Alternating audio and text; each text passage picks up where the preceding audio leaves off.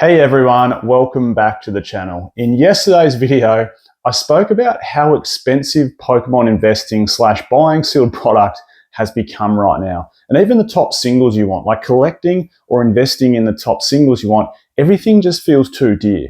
However, this is an important video because I want to let you know there are still opportunities in the market at the moment. So I felt like maybe yesterday's was a little bit doom and gloom, so I want to add some positivity back to the space when it comes to investing in Pokemon cards, particularly sealed product, because that's predominantly what this channel focuses on. So I guess what I'm trying to say is there are still some opportunities to be had in the sealed investing space. Now, before we jump into it, I just wanted to give a quick shout out to today's sponsor, which is the Shiny app. If you haven't got it, please download it. If you don't have it, please update. Sorry, if you don't have it, please download it. If you do have it, please update it. The Shiny app, you can track all your sealed, all your singles products, so you can put in your whole collection into the app. It updates daily with new prices based off multiple sources, TCG Player, eBay, etc., to give you accurate pricing on your sealed and single products. You can see percentage gains, percentage losses, but hopefully in this space, a lot of percentage gains. You can track your whole total collection in a cool new feature. You can filter by set now. So if you go into Pokemon, filter by set, it shows you modern down to lowest, then it goes in alphabetical order, or you can filter by most expensive card to cheapest. So it's even just a good app just to look things up on if you don't want to put your whole collection in there. I'll leave all the links down in the description to download it. Anyway, on to today's video, sealed opportunities. So I guess what it comes down to is when I was talking almost that doom and gloom video yesterday, that everything's too dear, it's probably more the notion of sets like Surging Sparks and Prismatic Evolutions are too dear. And, you know, I guess there's always that term that gets thrown around, isn't there? You know, the free tendies term that, you know, people, when a set is super hot, will buy it out and then resell it with no notion to keep it for a period of time, and maybe even no notion to even open it up themselves. Or maybe they might open one booster box but sell off the rest for instant profit. And look, that just puts a bit of a downer on the whole, I guess the whole Pokemon investing community. It just makes it tough for everyone. And in case you hadn't seen it, Rob Burns over in the UK, we had a video. There was heaps of us on there. Myself, obviously, Poke Office, Rob Burns, Opossum Bud, Mimic Brew, Rock Sandy. Anyway, we all got together, and one of the things, or one of the questions, I suppose one of the debates we're having was around, you know, keeping products sealed and waiting for them to go up in value, and, you know, what are the pros and cons of that? You know, I guess one of the arguments I came up with is, you know, when you keep something sealed for a long period of time, let's say it's 5 years or 10 years, or even to the, you know, the case of base set, like, you know, 25 years, it locks down a piece of history for people to reopen it and relive some nostalgia or fun from the past. And look, the whole idea behind Pokemon investing is you have to pay a bit of a premium to have that opportunity. Something will get older, it'll be rarer, it'll be scarcer, there'll be less sealed products around, there'll be less packs to open. So if you've got a sealed booster box, someone's going to have to essentially pay a premium to either buy that and have it as part of their collection, or buy that and open it and have that nostalgia attached to it of opening it. So that's where I think the whole sealed investment comes from. It's very boring, I guess, in that regard, but it's also exciting because you get to look at it. But, you know, you sit them there, you wait for them to go up in value, and then you give someone else the opportunity to park them in their sealed collection or open them and essentially relive some level of nostalgia or fun that they might have had back when the set first come out.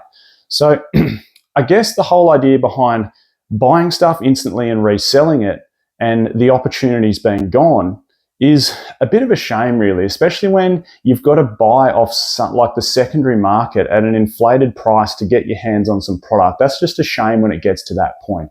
However, you know, I almost don't think we should be supporting those people by buying into that and paying extra for it.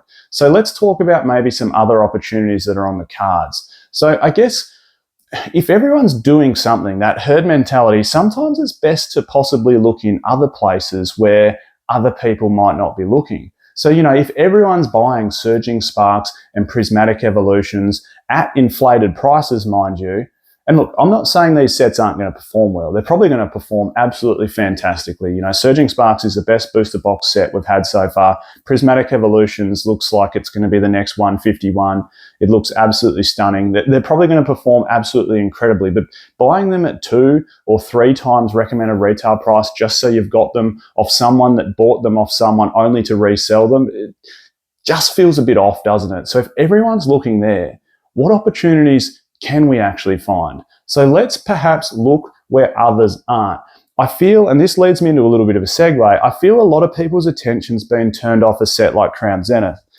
Look, and this is a little plug actually, and I'm also going to leave a description in a link in the description of the video for this. So here's a Crown Zenith Elite Trainer box. Now this is I suppose a protective case, and if you look down the bottom, you can see it says Crown Zenith. I got sent these out as a gift. So Crown Zenith, Paldea Evolved, and Evolving Skies. You'll see them back on the shelf back there. This is all just attached by a magnet, a nice little stand for it to go on. So because I got these sent out as a gift, a lot of people in the comments have really liked the look of these. It says the set and when it was released. So I thought I'd leave a link in the description for the gentleman. He's got a Shopify store set up, Josh. Hopefully it goes really, really well for you, mate, and hopefully we can get some customers protecting their investments. But back onto, I suppose, the real topic at hand, looking in places where people aren't. Now, Crown Zenith Elite Trainer boxes, in case you haven't noticed, are actually starting to creep up in price a little bit, as is individual booster pack price. Now, we all know Crown Zenith was printed a lot, like it was, but we can't deny the fact that it's an absolutely stunning Pokemon card set. There's a lot of things in its favor. Last yellow bordered set, an unbelievable, well, not trainer gallery, it's called a Galarian gallery. The cards inside that are just phenomenal, like, let alone Mewtwo V-Star, you've got Gold Star Giratina, Dialga, Palkia, like the list goes. You've got a secret rare Pikachu inside there. Like it's such a stunning final homage to the Sword and Shield era. I just think, you know, the likelihood of these getting reprinted now, I know we've seen that, what was it, Sky and Sea, or, you know, those Sam's Club boxes over in the US with more packs inside there. But I think we're so deep now into Scarlet and Violet that the likelihood of something like Crown Zenith being reprinted is really, really low. And look, I've noticed boxes here in Australia have crept from sort of 90 Australian dollars up to 125 Australian dollars pretty quickly. And you guys in the US, and girls, of course, have probably noticed that, you know, they're starting to creep up in price as well. So now that everyone's attention's shifted towards, you know, Prismatic and Surging Sparks and the Team Rocket set that's coming out, what's to say that, and I haven't looked up the TCG player price of these, but if I convert it from Australian dollars down to US, they're about, you know, 120 Australian dollars here. I don't know what they're sitting on the US. Maybe they're 65 US dollars or 70 US dollars, but what's to say these aren't going to creep up to $100 US Elite Trainer box very, very quickly? There's no reason it shouldn't. It's out of print. It's a stunning set. It's got beautiful chase cards inside it. Yes, it might be missing that, you know, $300 or $400 chase card, but I think this is one to keep your eyes on. Now, if we fast forward to Scarlet and Violet era, there's also some opportunities there. And I had a little funny meme.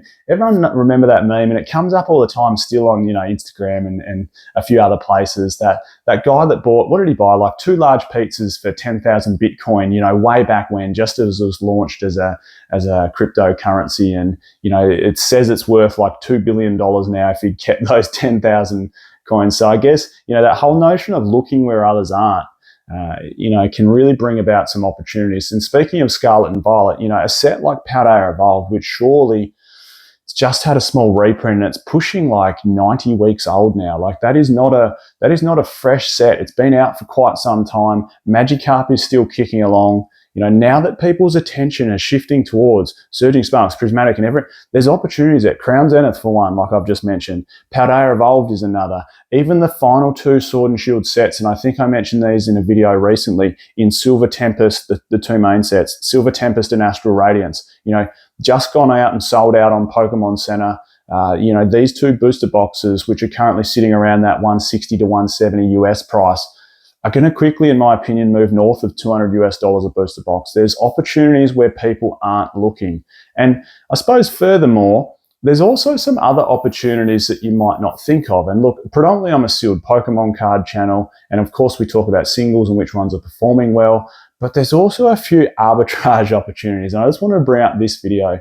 I team up a lot with TCG Science off Instagram, and he's got a really good website here where you can look at a lot of opportunities from sealed products, single products, and then arbitrage opportunities. So in case you don't know what it is, I mean, I'm no expert in it, so to speak, but it's, when there's different domestic markets that'll pay different prices for a product, you can move one over to that different market and sell it, or even if you've got the same domestic market with different websites that seem to have different prices. And the best example up here when we look in arbitrage opportunities in the Pokemon card world is Umbreon VMAX. Different websites are having that listed at different prices, and not just $10 difference, like $50, $100, $150 difference. So there's opportunities there to take from one place and sell in another for a profit very quickly if that's what you're into. I remember I did an example, well, here's an example for you. Back when Fusion Strike was still really cheap in Australia, we're talking US dollars converted, about $650 to $700 US dollars a case, and probably realistically about $700 US dollars a case for Fusion Strike booster boxes. Now at the time, they were about $1,100 US dollars in the US. So there was an opportunity. I had a lot of people reach out to me.